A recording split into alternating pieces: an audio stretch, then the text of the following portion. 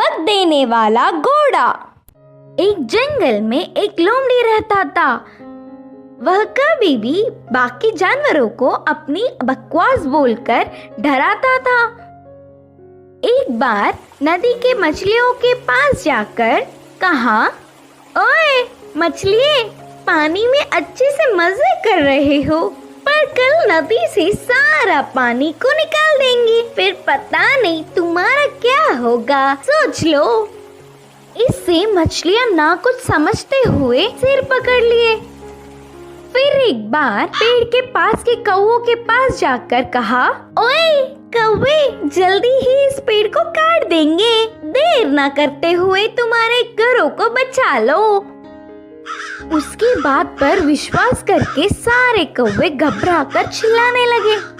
ऐसे लोमड़ी के हर झूठ पर विश्वास करके वह जानवरों का घबराना देख उसे बहुत खुशी मिलती।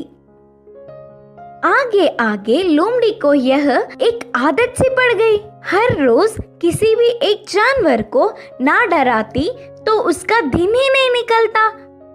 उसी जंगल में एक घोड़ा भी रहता था।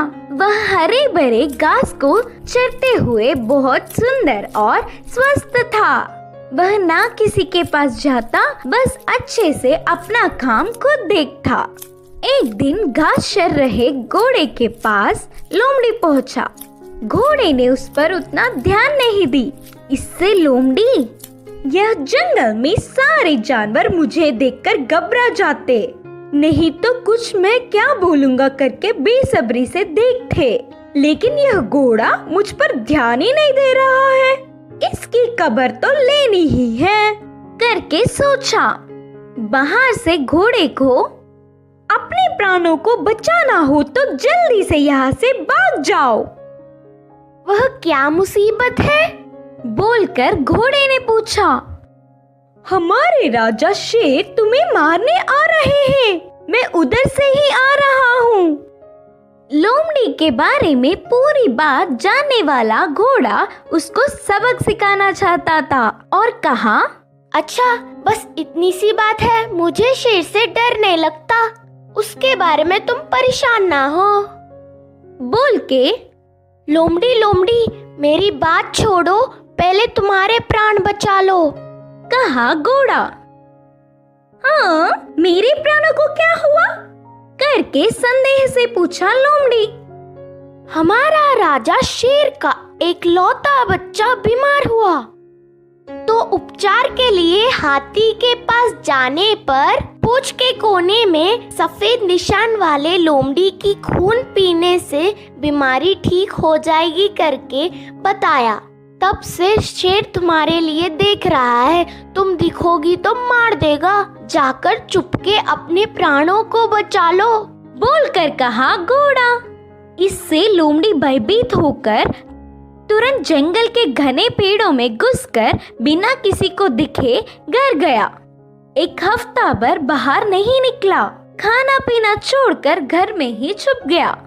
उसके बाद एक खरगोश लोमड़ी के घर पर आया। लोमड़ी को तो उसे पकड़ने तक की ताकत भी नहीं थी।